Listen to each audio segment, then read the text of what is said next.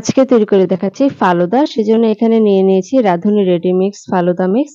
তো এটার ভিতর ২ টি প্যাকেট থাকে। একটা হচ্ছে নুডলস ও সাবুদানার প্যাকেট আর ২ টি হচ্ছে গিয়ে জেলোর প্যাকেট।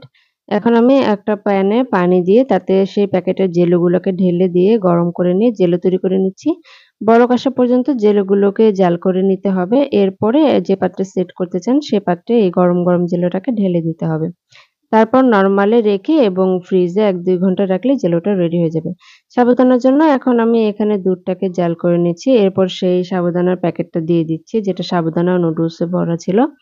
এখানে আজকে আমি ম্যাঙ্গো ফালুদা মিক্স নিয়েছি সেজন্য কালারটা একটু অরেঞ্জ, অরেঞ্জ লাগছে। তো নুডলস ও সাবুদানা সিদ্ধ হয়ে যাওয়া পর্যন্ত দুধের সাথে এগুলোকে জাল করে নিতে হবে। এদিকে আমার জেলোটা ঠান্ডা করে নেওয়া হয়ে গিয়েছে। এখন একটা ছুরির সাহায্যে এগুলোকে কিউব, কিউব করে কেটে নিচ্ছি। সাথে নিচ্ছি কিছু ফল, আঙ্গুর, কিশমিশ, আপেল, স্ট্রবেরি, আনারদানা, কলা।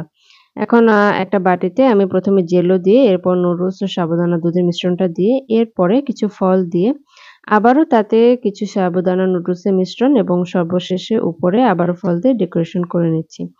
আপনারা চাইলে আপনাদের পছন্দ অনুযায়ী ফ্রুটস দিয়ে বা পছন্দ অনুযায়ী জেলো দিয়ে পছন্দ মতো বাটিতে এই ফালুদাটা রেডি করে নিতে পারেন। এখন আমি ২ টা গ্লাসে রেডি করে দেখাচ্ছি এবং আমি উপরে ডেকোরেশনের জন্য একটু আইসক্রিম দিয়ে দিয়েছি আর